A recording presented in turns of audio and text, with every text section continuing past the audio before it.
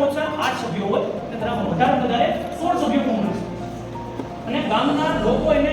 સીધા જ મત આપી અને સરપંચ અને સભ્યોને શું ડબલ પોસાઈ ગયું તો ગ્રામ પંચાયતની મુદત 5 વર્ષની હોય છે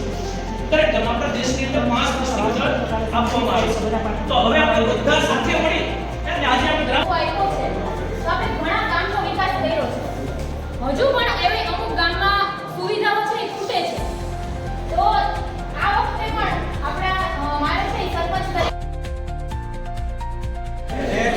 ચૂંટણી કરાવે છે અમારે કોઈ ઘણા ગામમાંથી જે કેન્ડિડેટ ઊભા છે અમે એમને ઓળખતા નથી અમે નિષ્પક્ષ હોઈએ છીએ એટલે કે અમારે જે મશીનમાં આવશે એને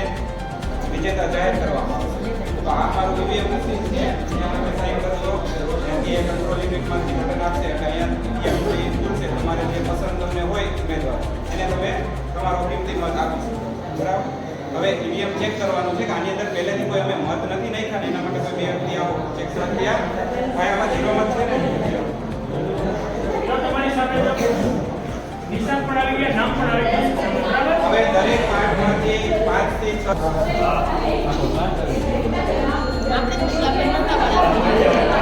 6